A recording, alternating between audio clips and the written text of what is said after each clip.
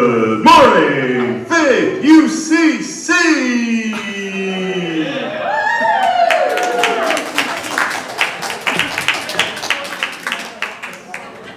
Whew. Yeah, that woke you up, huh? Thanks, Casey. Just running this morning, it seems like. Wow. Good morning, everybody. Good morning. I wonder if you'll join me in starting our service here with our gathering our spirits together. Creative Spirit, source of life and love. We give thanks for the beauty of this day and for the company of those assembled here. Thank you for the breezes of change, clearing our heads and bringing fresh ideas. May they cleanse our minds of the differences that divide us. Thank you for the flame of hope, the heating of righteous anger, the warmth of compassion, and the fire of commitment. May they bubble with cauldrons of transformation. Thank you for oceans of love, rivers of connection, tears of relief, and pools of serenity. May healing waters flow over us and through us and among us, wearing down the sharp rocks of despair and bringing joy to our lives. Thank you for the good earth beneath us, around us, and within us. May we take this clay and co-create a new realm of love and beauty. Thank you for all of these and more. We accept our gifts and commit to building and sculpting and painting and singing and dancing them to life abundant. So be it. Blessed be. Let us celebrate the goodness of life together. And why don't we do that by singing a beautiful hymn? We sang this the other night on Thursday, but it was so moving to hear it sung in community around Thanksgiving. We'll just sing it again. So will you join me in rising up in body or spirit, and let's belt out for the beauty of the earth.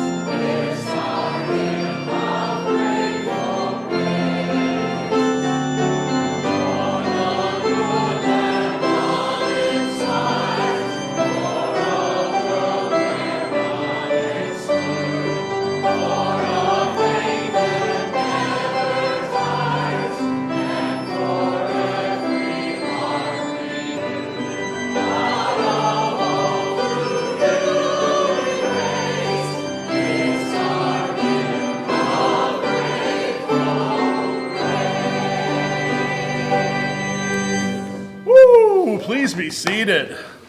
Great way to start off Thanksgiving week, isn't it? Welcome to Faith United Church of Christ, everybody. A special welcome to any visitors we have with us, whether you're online in our online community on Facebook or YouTube, or you're in here. We are in the sacred space. We're delighted to have you here with us.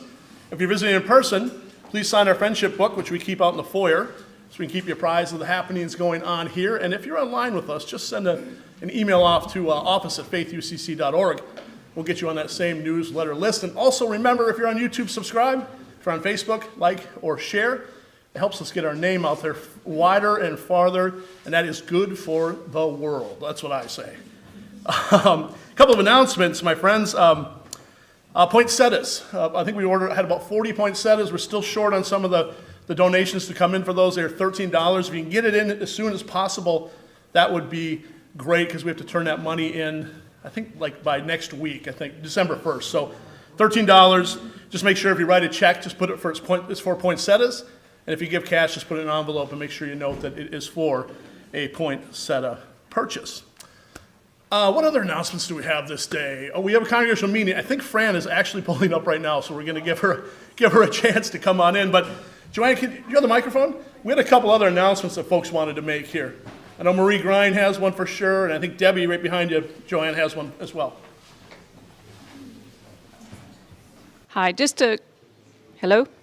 Hello? Okay. Just a quick announcement in the South Wing. There'll be a Journeys meeting at 12:15, 12:20. Thank you. Marie has an announcement, a special announcement. Today is a special day.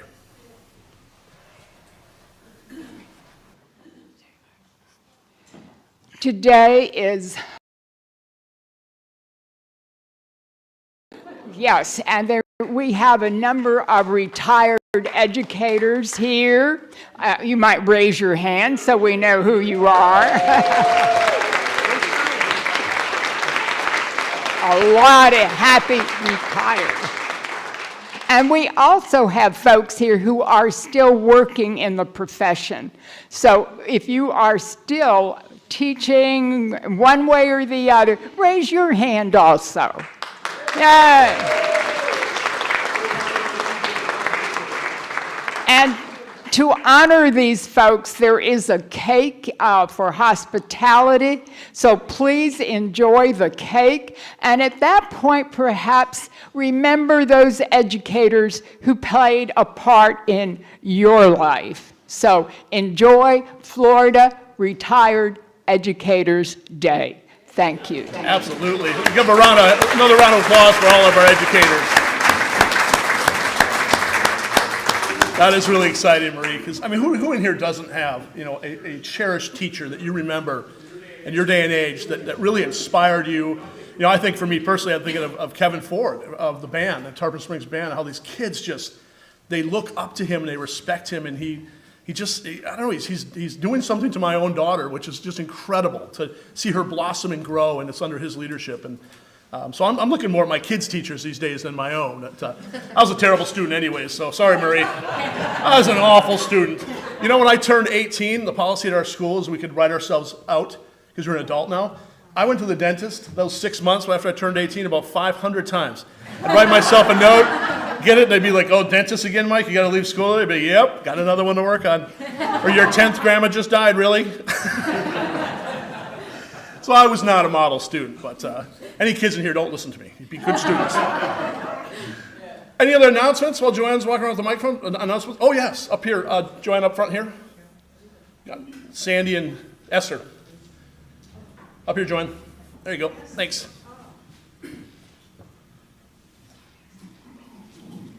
Thank you. Is this on? It's November, but it's officially the Christmas season. I know we haven't had Thanksgiving yet, but in Canada they already have. And the stores have been carrying Christmas decor since Halloween, or even before.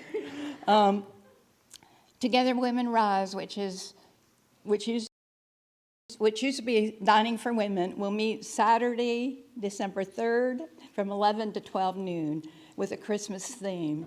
Wear a Christmas sweater, an ugly Christmas sweater or a nice one. It's a potluck event, so bring a dish to share.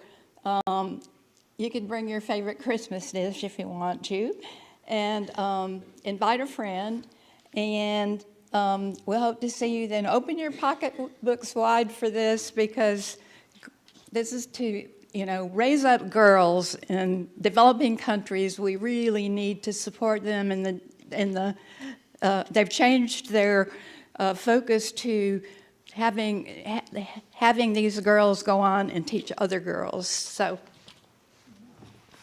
And just quickly, so NM is jumping right on board with this Christmas theme. So don't forget, wear your ugly sweater or pretty, cute sweater for the event. Yeah, we're kicking off the holiday season, so let's do it in style with your Christmas. Join us for the 3 Fs: food, friends, and fun, with a dash of generosity as we support our girls and women around the world in developing nations. Thank you. And if you're not able to attend to support this program on December 3rd at 11 a.m., you may write your checks out to, your donations out to Faith UCC, and in the notation, make sure to include ACWC RISE FL number 28. Thank you. Thank you, Sandy. That's great.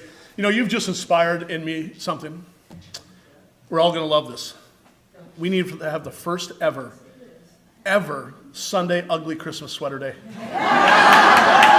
Don't we? This doesn't seem like it should be a thing here. Yeah, so I'm officially, proclamation time, I'm officially designating the fourth Sunday in Advent, ugly Christmas sweater day at Faith United Church of Christ. We got to do it. I think it's going to become a thing. And I'm totally serious, by the way. I don't think I'm joking. Totally serious. So go shop and get your sweater, dust yours out of the closet, whatever you got to do, and we'll have ugly sweater day at Faith UCC. How do you follow that, Frank? Come on up for a congregational announcement. This is our moderator, Fran Mitchell.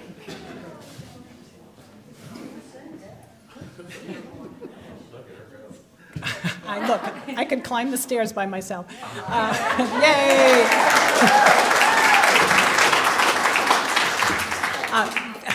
That is a hard act to follow, Mike.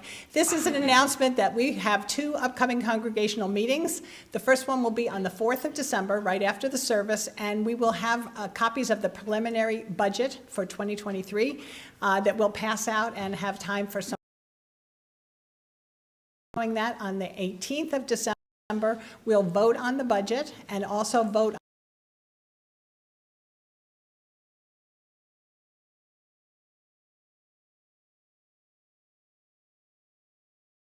for these brief meetings. And don't run out and don't stand in the back and talk while we're trying to have a meeting. Ooh, she came with some fire today, huh? I want to continue to hold Ginny Presgrove in your hearts and prayers. She had a... No, little Ginny is here. Oh, yes, Ginny Van Scoyek is back in the house with us. That is awesome. We missed you, Ginny. Glad you're back here with us. Yeah. And our other Ginny, Ginny Presgrove, missing from the choir today, she had a surgery to reverse her, is it a colostomy? A reversal on her colostomy, and you know this is the first time we've ever celebrated this here at Faith UCC. She had to have that all-important bowel movement. Well, it happened this morning, and that is the start. So Jenny, I'm sorry I shared that, Jenny. I think she's laughing at home right now, because it's truly a thing to celebrate this day. Because maybe some of you are just looking horrified right now. How do you celebrate that? I've been praying for that bowel movement for a couple days now. I mean, so many jokes that could be happening right here. Jenny, we love you, and we're so happy for you because you get home by Tuesday, by Thanksgiving, and I'm happy. So know that we're thinking about you. Also, the other day, and she's going through a real rough patch health-wise. So Lisa, we hold you and Erica in our hearts and prayers as well. Continue to hold Mama Liz in heart and prayer. She entered home hospice last Monday. This week sounds like she's had some good days, but those are becoming fewer and fewer. So hold Mama Liz and her family in your hearts and prayers, and continue to hold the Stiers family with the death of Tom as he is in his end of life stages. So hold the Stiers family in your hearts and prayers as well. Casey told me about this morning. I didn't see this until you told me. I really didn't watch much TV this morning, but there was another shooting.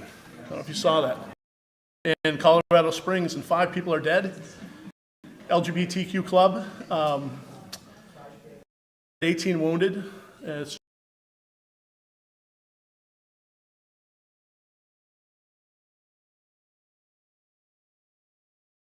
them in hearts and prayers. Casey and I were saying how strange is that we're relieved it's only 5. Only 5. Really where we are in this age, where we're thankful it's only 5 dead. That's crazy to feel relief over something like that. We're just becoming so desensitized to this, and we can't let that happen. So hold Colorado Springs in our hearts and prayers this day, and hope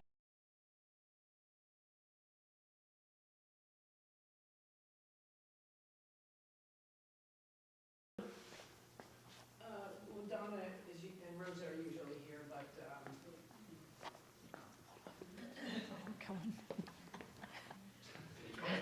but Donna's brother-in-law is in hospice now, and I'd like to lift up some prayers for him. She's not here today, but I think she's going to be flying home, so I just wanted to mention that. His name is Frank. That reminds me, Linda Royer texted me as well, and she also lost a dear friend who had visited here several years ago. He's been given 5 years to live, and they're heartbroken as well. So Royer family, we hold you in our hearts and prayers as well. And we hold them and Frank and everybody in heart and prayers. That's our God. Any other concerns you'd like to lift up this day? Rosemary back there.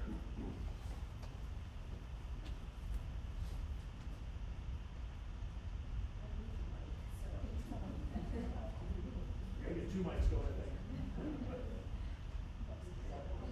I'm just going to talk about here. I just learned yesterday, and I don't want to reveal the details, but Lori Walker is having a serious problem right now. And she's usually here with her mom, Joan Walker, but she can't be today. So please keep Lori especially in your prayers. And I think it'll be real soon, but anyway, it's something serious, so please give her all your love and prayers. Absolutely. Lori, we hold you in heart and prayer, and your mom as well.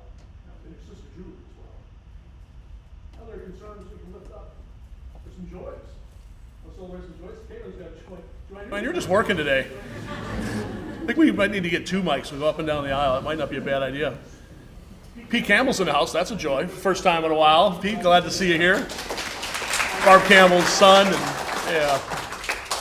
Go ahead, Karen. All my family in Oklahoma for Thanksgiving, and I'm going to leave tomorrow to be with them, so that's a joy. And then I have another joy. Today is my birthday. And a woman doesn't tell her age, but I will give you a hint. There's an address on Sunset Strip.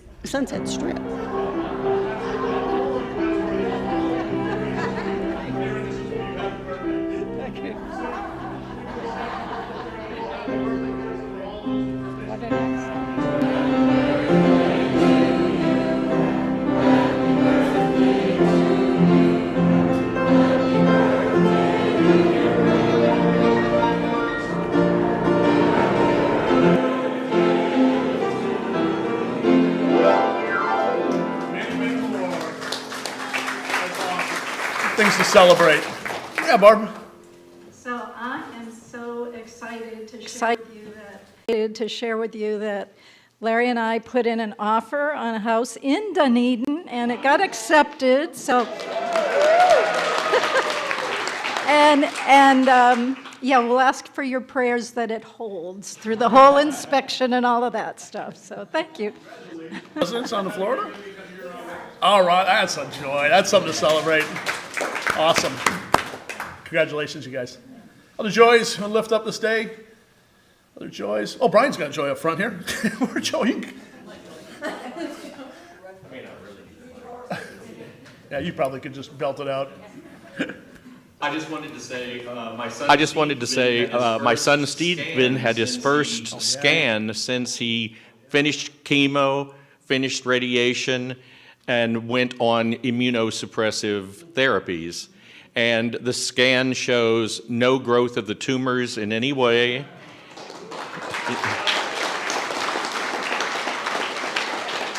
And the doctor told him, they can't see inside the tumors, but often these drugs kill them from the inside out, the immunosuppressives. So all of that is fantastic news, and he's looking good at 41 and feeling good.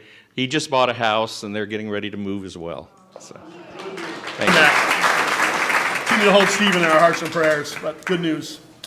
I've got a quick joy to share here. We hosted a community Thanksgiving service the other night, and you all, it came out and folks from the community, we raised $494 for Dunedin Cares, but not even that. The Dunedin Cares team dropped off 512 pounds of food yesterday to Dunedin Cares. So congratulations to all of you, Faith UCC. That is awesome. We had Heath here from the director of Dunedin Cares, the president right now. He gave a really inspiring message, and he's really excited to partner with us more and more into the future. So could be some good news coming down the road about our partnership with them. We'll see how that goes. But we'll just keep giving food and stocking those shelves, right? Because that's the least that we can do. One final joy, selfish one for my part. I'm going to be gone this week. As many of you know, I'll be in New York. Watching my daughter, Chloe, march in the Macy's parade, which is going to be really just an amazing experience. And we just found out this morning, so they got the best spot in the parade, being right before Santa Claus. So they got the best spot in the parade. And it gets better. We found out this morning, for the first time ever, Santa's going to have a singing act. And that singing act is going to be Mariah Carey belting out what's her famous Christmas song that, All I Want for Christmas Is You. So how cool is that? So we're really excited. And Barry's got 2 grandkids that are going to be in that parade as well. So that is awesome. So we're going to have a good time. Hopefully we get to hook up and see you guys. So if you want to, several of you decide really want to see this. So after the service, maybe take 15 minutes. I'm going to show both the Macy's clip from the other night. Don't want to do it during the service because I don't think they want it streaming out there. So we'll keep it in-house. You got to be very quiet. It's very secretive. Can you all keep it secret? Okay. So I'm going to show the Macy's clip, and then I'll show the band run from Nationals the previous week. So if you're interested in seeing that, get some coffee, some cake in honor of Retired Educators Day, and then come on in and watch. So we'll put on the big screen and really crank it up. So that should be fun. A lot of words.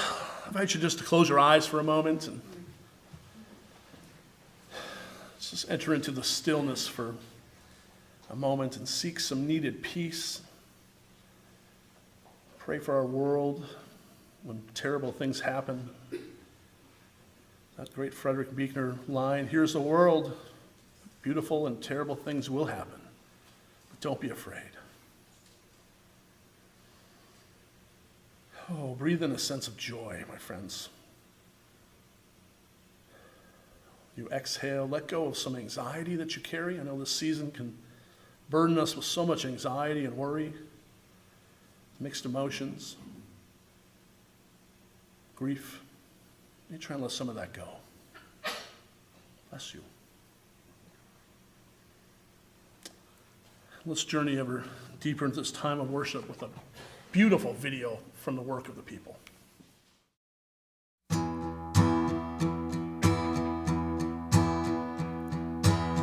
You made this world, you made this world, you made this world. Thank you, thank you.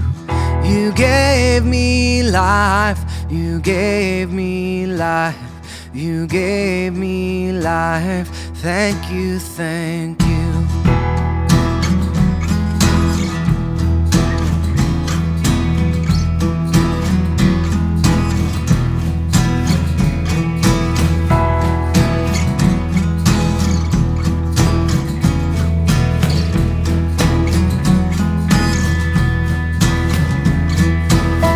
You brought this peace, you brought this peace, you brought this peace.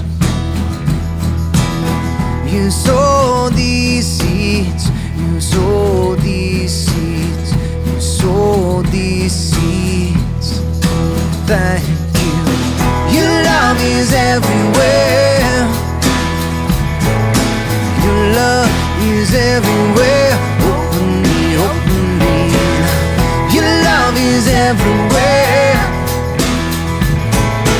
Your love is everywhere. Open me, open me, open me.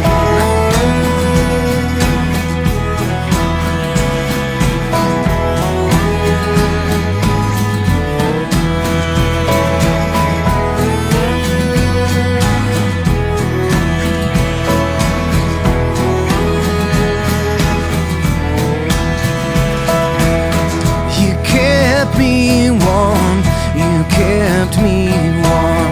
You kept me warm. When I was in the wasteland, when I was in the wars, when I was all alone, thank you, thank you. Thank you, thank you.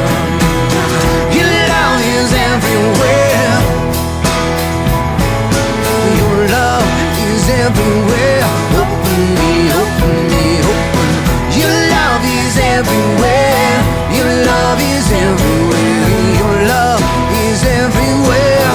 Open me, open your love, love. Oh, your love. Oh, open me, yeah.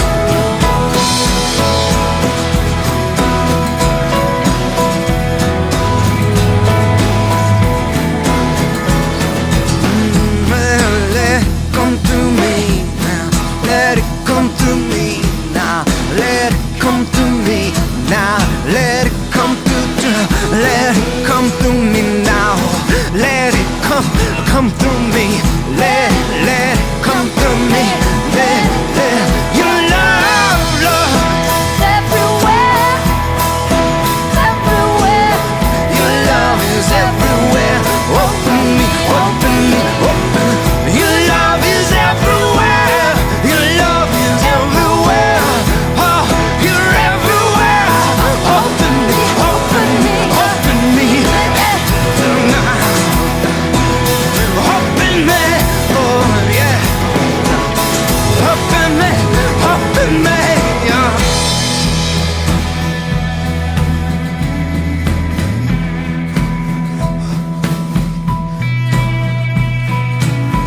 You made this world, you made this world, you made this world. Thank you, thank you.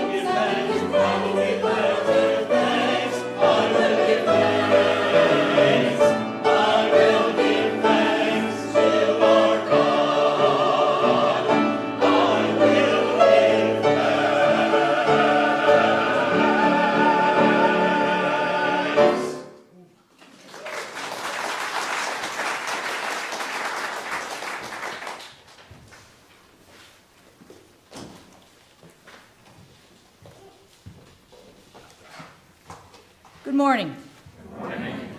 Our scripture reading today comes from Luke chapter 17, verses 11 through 19. Hear this story of a remarkable act of healing and a powerful act of thanksgiving and gratitude. On the way to Jerusalem, Jesus was going through the region of Samaria and Galilee. As he entered a village, 10 lepers approached him. Keeping their distance, they called out, saying, "Jesus, Master, have mercy on us." When he saw them, he said to them, "Go and show yourselves to the priests." And as they went, they were made clean. Then one of them, when he saw that he was healed, turned back, praising God with a loud voice. He prostrated himself at Jesus' feet and thanked him. And he was a Samaritan. Then Jesus asked, Were not 10 made clean? But the other 9, where are they? Was none of them found to return and give praise to God except this foreigner? Then he said to him, "Get up and go on your way. Your faith has made you well."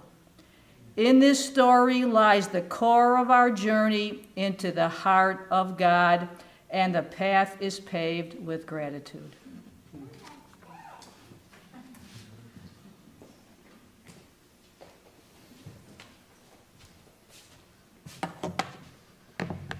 Ten lepers would have been pretty cool too. A whole different sermon though. I mean, it's. So I was flipping the TV channels the other night looking for some mindless dribble. You ever do that? To divert your attention away from the news, especially, my God, anything political these days. And I came upon an old favorite movie of mine, Oh Brother, Where Art Thou? Oh, who's seen it? Phew, good hand of you. Stars George Clooney. It's a witty and comical movie about a not-so-bright trio of escaped chain gang criminals in the heart of Mississippi during the Great Depression. And the three of them, they're named Everett, Delmar, and Pete. They have one crazy adventure after another as they try to make their way to $1 million that one of them said that he had stashed away near his home. And my favorite scene in the movie, the trio is walking through some woods and bantering back and forth near a large flowing river, and all of a sudden they come to a stop as they hear this wonderful, we know now is Alison Krauss song being sung, "I Went Down to the River to Pray." Love that song. It's being sung all around them. And as the scene goes on, as the people sing this song, the trio just kind of stares in a daze at all these people in these flowing white robes calmly walk by them singing that Alison Krauss song, and as though they weren't there, the three of them weren't there, as they headed down to the river. And my favorite character, Delmar, he seems stunned by the whole scene as he stares toward the water and excitedly watches a robed man standing waist deep in water, dunking the women in the flowing river. And all of a sudden, as Clooney's character, Everett, is mumbling something about these people being chumps searching for answers, those that are being baptized, Delmar decides to rush down the river, into the river, and he frantically wades into the water. He cuts in line, and he's dunked into the river, and he's brought back up with a gasp. And he embraces the preacher, the baptizer, and he says, "Thank you." And one of the other two, Pete, watching this whole thing unfold, he says, "Well, I'll be, Delmar's been saved." So the song is playing a little louder now as Delmar comes walking out of the water, and he says, "Well, that's it, boys. I've been redeemed. The preacher done washed away all my sins and transgressions. It's the straight and narrow from here on out."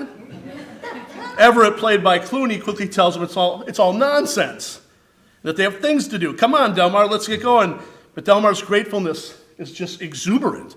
He goes on, he says, "The preacher said all my sins are washed away, including that Piggly Wiggly I knocked over." To which Clooney says, "I thought you said you were innocent of those charges."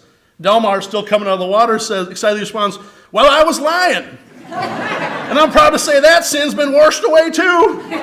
Neither God nor man has nothing on me now." And then in complete surrender, Delmar, soaking wet, he puts his arms up to the side and looking up, he says, "Come on in, boys. The water is fine." I just wanted to say washed. Washed? They've been washed away.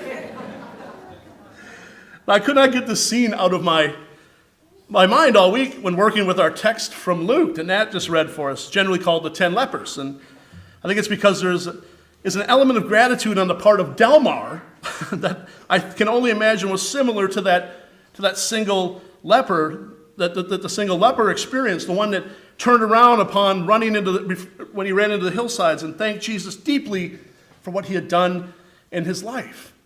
I think like Delmar, he felt something was different beyond the basics of the healing that just happened. He felt transformed on a really deep level.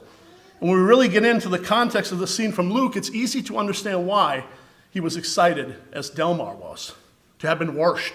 He's been washed in a different way. So our story today begins with Jesus, as he was often doing. He was on the way, or on his way to Jerusalem. We're in the regions between Samaria and Galilee. And now Jesus is entering a village undoubtedly through the gates that controlled access to the village. That's how it was then. He would have immediately seen the hordes of those huddled outside of the gates. They were the undesirables. They were the poorest. They were the outcast. And of course, they were the lepers. Well, this particular time, though, a group of 10 lepers, as they call, they approach Jesus and keeping their distance, of course, because that's what they had to do. And they yell out to him for mercy. And Jesus looks upon them, immediately knows their situation, as it would have been really obvious. They are lepers. And if we know anything about leprosy in Jesus' day and age, it was a death sentence. Not just physically, but societally, socially as well. Leprosy is mentioned many, many times throughout the scriptures and refers generally to all sorts of illnesses. But if we go with what we understand today as of the disease as far as its characteristics, we understand it as a bacteria that attacks the body, often the eyes and the nose and the limbs, and destroys those much needed nerve endings, stripping away the ability of one to feel pain. The ramifications of this illness were devastating, as people suffering with the disease often grew really disfigured, quite obviously disfigured. In fact, leprosy was so bad, there's Levitical laws against being around anybody with it, and laws for those with it. Here's one from Leviticus 17. The person with such an infectious disease must wear torn clothes, let his hair be unkempt, cover the lower part of his face, and cry out, "Unclean! Unclean!" Seems a little unfair, doesn't it? Take it a little far, I think, aren't we? As long as he has the infection, he remains unclean. He must live alone. He must live outside of the camp. That's the Leviticus 17. So lepers were banished by society. They were forced to leave family, cut off from all contact, and they were unable to worship. To cross the shadow of a leper was considered by most to risk infection. So being a leper was a miserable, miserable life and experience. Yet strangely, that is part of what makes the story so powerful. I mean, imagine it. Jesus is just hailed by this band of leper outcasts, and conventional wisdom of the day says he should quickly avert his gaze and just move on. That's what you're supposed to do. That's what everybody did. But that's not what Jesus did. Not our guy. Onlookers were no doubt stunned as Jesus breaks all societal taboos and scriptures, and he walks over to those lepers and he sees their pain. He perhaps even touches them. Oh my God. No one touches lepers. He probably has a brief conversation with them and maybe more. We're not told, but that's how I envision it. Then he tells them before the healing has even begun to go and present themselves to the priests. And sure enough, they trust him because they just run along their way. As they're running, they are healed. Their lives are restored. Their banishment ends as they knew it. So I imagine the 10 of them bounding off over the hillsides, fleeing to show the only people who could proclaim them clean, the priests, that they were indeed clean before they rush back to their homes, maybe to hug their families for the first time in God knows how long. They're only looking ahead. They're just looking ahead. They're not looking back. But one of them, no doubt excited as all the other 9 were, he stops in full stride. And he I imagine him looking at his arms. He slows down and he's feeling the strength returning. His nose is coming back.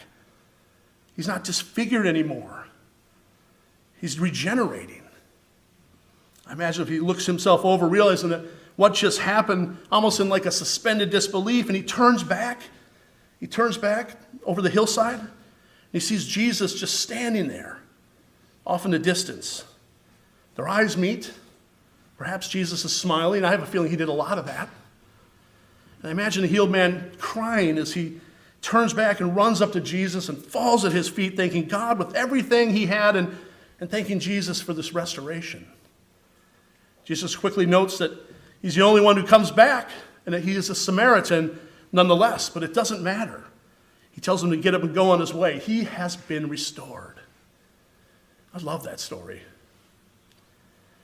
One additional detail I feel really important to the story is that the fact that the healed leper was a Samaritan. It's pointed out, they want to make that clear. The author wanted to make that clear. What that means is that he represented a despised brand of Judaism in Jesus' time. See, Samaritans and Jewish folks, they did not like each other. Think of Israelis and Palestinians today in some forms, or Catholics and Protestants in Northern Ireland, years back. There was an intense rivalry and hatred between them that went back over 700 years. Now, that would have made Jesus' actions to his contemporary Jewish onlookers that much more astonishing and confusing. For the man was not only a leper, but he was a Samaritan leper. The worst of the worst. Don't touch him. You don't have anything to do with him. But this is what also makes the story so much more compelling. Jesus acts surprised or frustrated, depending on how you read his words, that none of the others return to say thanks. He doesn't dwell on that fact at all. He seems only to be saying that this man, this Samaritan leper, recognized a gift when he saw it and he experienced it, and that he returned to say thank you. I think that when Jesus said to him at the end, your faith has made you well, we can stand pretty confident by Jesus' definition that faith and gratitude are really closely related. And that faith without gratitude is not faith at all. There's something life-giving, in other words, about gratitude. This is a good week to remember that. The great author C.S. Lewis, as he converted to Christianity, became fascinated by the number of images and references given to praise and gratitude and thanking God, and the link between gratitude and personal well-being, especially in faith. He wrote, quote, I notice how the humblest and at the same time the most balanced minds praised most, while the cranks, misfits, and malcontents praised least. Praise almost seems to be inner health made audible. End quote. That notion of inner health, as Lewis puts it, might be why Jesus was so frustrated maybe at the other 9 that never came back to express their gratitude. Their healing, their wholeness, literally only just stayed on the surface of them, the surface of their skin, where the apparent nature of the healing seemed most obvious. It didn't penetrate, I'm sure they were thankful, don't get me wrong, but Jesus' frustration likely meant he knew their gratitude never penetrated anywhere other than the surface level. It didn't sink deep into them and touch their hearts and begin a process of transformation as it did for the one that came back with that outstanding gratitude. Never sank into them. His gratitude, the Samaritan leper, became his center, a powerful, life-giving center from which all else would flow from. His faith was deep. It was not a surface faith. He embodied gratitude on a radical level, and his life had become, in other words, one of radical gratitude. And in that lies salvation and wholeness and a whole lot of healing. It all starts with gratitude.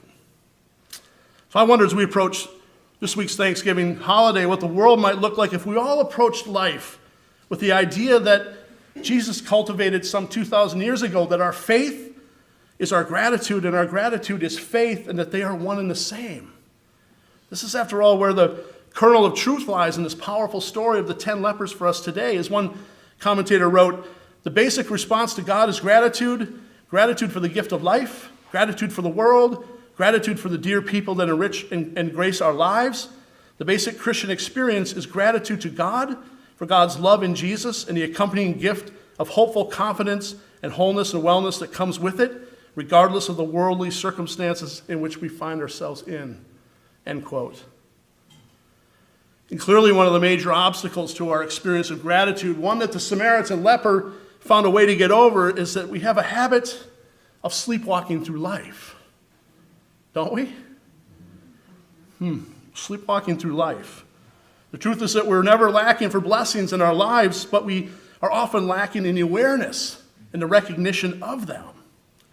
So if we allow the experience of gratitude, our awareness of it, not simply to stay on our skin, but seep deep down inside of us and touch our hearts, well, then we are changed.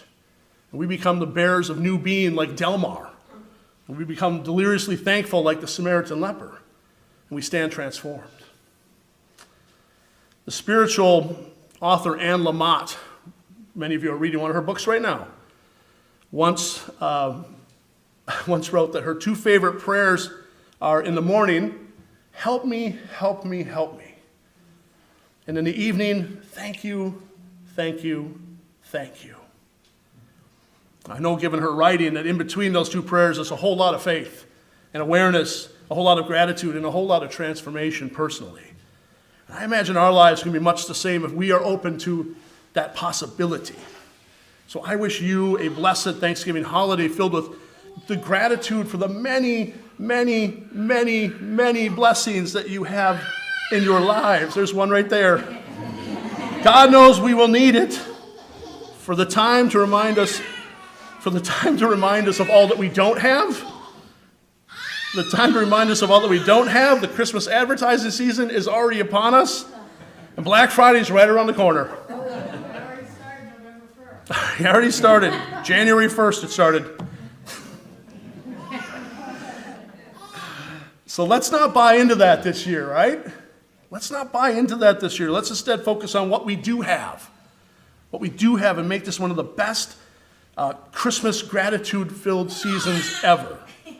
For that gift from God is better than anything you would ever get wrapped and under the tree. Right? I wish you a blessed and awesome and joyful Thanksgiving holiday, especially to our littlest one. Happy Thanksgiving, everyone. Be grateful this week. Take stock of what you have and just rest in peace. Happy Thanksgiving. Amen.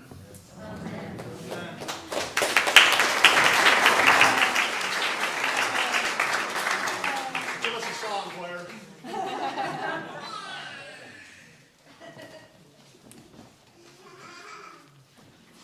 We got a future choir member over here. You got a good warm-up.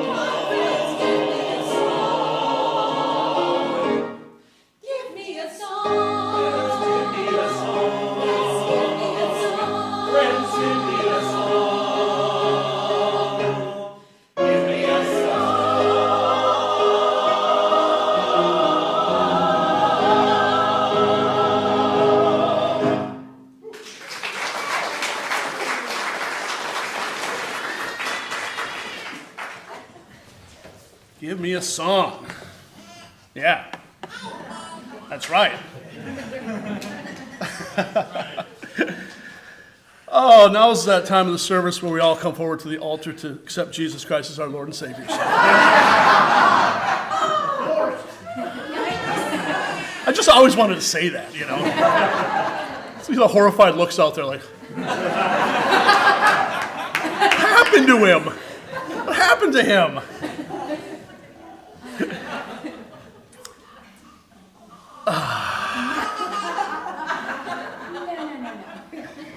Worst.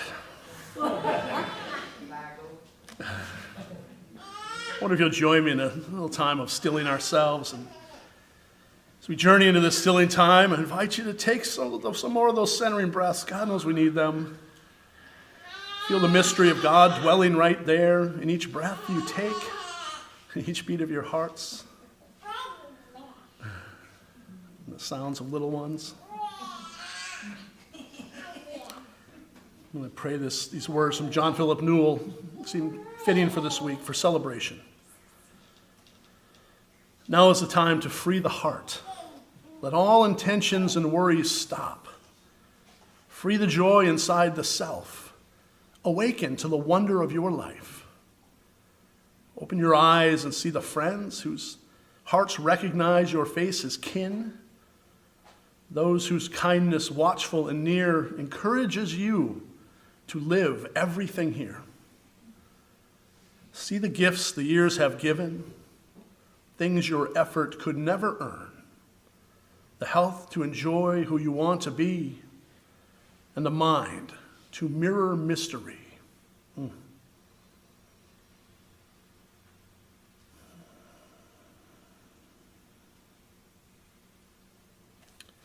Let us mirror mystery in this, in all that we do and are in our lives. During this week of giving thanks, let us stand in gratitude for the good things in our lives.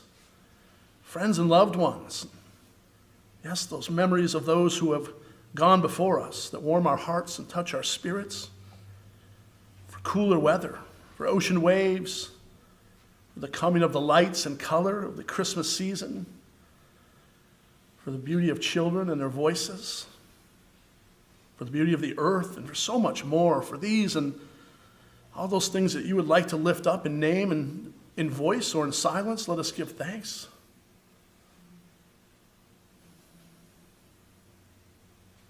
This community with love and care.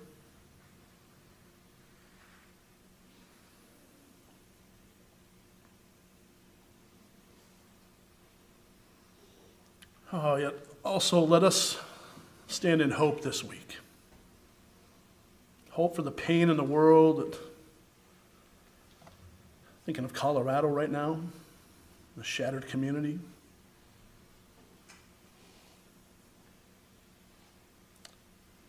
Let's hold out hope for family and loved ones who are suffering and struggling and healing or grieving. Let's hold out hope for refugees and immigrants seeking better lives and for places where war is happening. Let's hold out hope for a nation divided. May we always hold to a spirit of hope and healing when the darkness comes, and remind ourselves that the light is always with us, within us and around us, even when it's hard to see. Oh God, we make this prayer today. I wonder now if you'll join me in that ancient prayer that our brother Jesus taught us to pray from those ancient hillsides long ago. We call it the Lord's Prayer, and I invite you to choose your cherished image, whether that be father or mother or creator or other. Will you join me? Our Creator, who art in heaven, hallowed be thy name. Thy kingdom come, thy will be done, on earth as it is in heaven. Give us this day our daily bread, and forgive us our debts, as we forgive our debtors. Lead us not into temptation, but deliver us from evil. For thine is the kingdom, the power, and glory forever. Amen. Amen. Hey, we come to that time in the service where I get to thank you for your incredible generosity and all the giving that you do to this place. Thank you so much. Your time, your talent, your treasure, it is amazing. Remember, we are coming up, we're in stewardship season. If you haven't had a chance yet to make a pledge and you'd like to, whether you're online or in person here, there's still time to do that. So if you need a pledge card, you talk to Betty. She's in the back there at one of our bistro tables. she's got them right there. There you go. Right on the spot. You can invest in this community of love. And with what just happened in Colorado, I mean, it just reminds me how important what we do here, especially thinking of our Journeys group, today. And the world needs this place. It needs a place that's willing to stand up and say no to exclusion, say yes fully to love and inclusion. And we are that place. So thank you for all your support and helping us to be a beacon of hope in a world that increasingly loves to swim in darkness, I tell you. Jeez.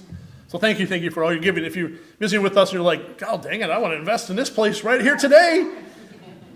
Well, we have plates on the back tables for you, so you can do that. If you're online with us, just scan the QR code or go to our website, and you can click right in the Give link, and it's very easy to make a contribution through Vanco or through PayPal. And just a reminder, poinsettias, you keep drumming this one in. If you haven't had a chance to make your payment for that poinsettia, please do so as soon as possible, and we'll get that money off. The poinsettias, I think, are coming in early December, so we're going to have 40 poinsettias bathing this place. You want to come on up and take the microphone? Come on up. Give me the mic. You got some announcements you want to make, I know. And a little side note, we may have a baptism coming up very soon too. So you'll hear more about that. A little teaser, huh? Hold on for December 11th. I think it might be a really special day here. So and we have new members joining that day too. How awesome will that be, huh? That's a day to celebrate. And don't forget, what is the fourth Sunday in Advent? Ugly Christmas Sweater Sunday. So you got to be here and have fun in the first Ugly Sweater Christmas Sunday. My friends, I hope you have an amazing Thanksgiving. I really do. Whatever you're doing, whatever table you're around, I hope it's just a blessed day and you can just focus on what's good in the world and what's good in your lives. I will say hello, a wave to the cameras when, of course, we'll end up on TV, I'm sure, somehow, right, with the other 50 million people there. I will wave to Faith UCC from the parade route. And again, if you want to watch that and you really want to see Tarpon, they are at the end, so it's easy to time it. Just get there maybe 15 minutes. If you're not a regular watcher, get there 15 minutes before it ends, and I bet you'll be able to see them come through and put on their performance. And again, I'm going to show them both in about 15 minutes, so if you're curious, you want to see what is this band stuff this guy's talking about? Why is he so dang excited about it? Stick around after the service. And go get some cake in honor of our retired educators. Let's give them another round of applause.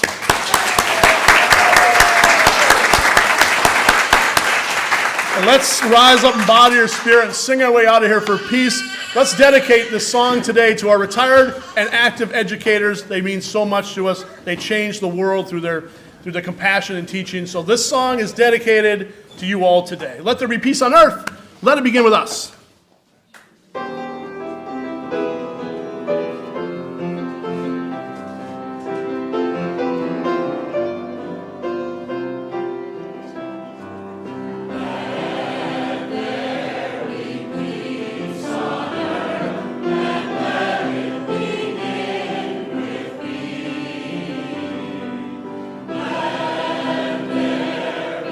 Peace on earth, love, peace, and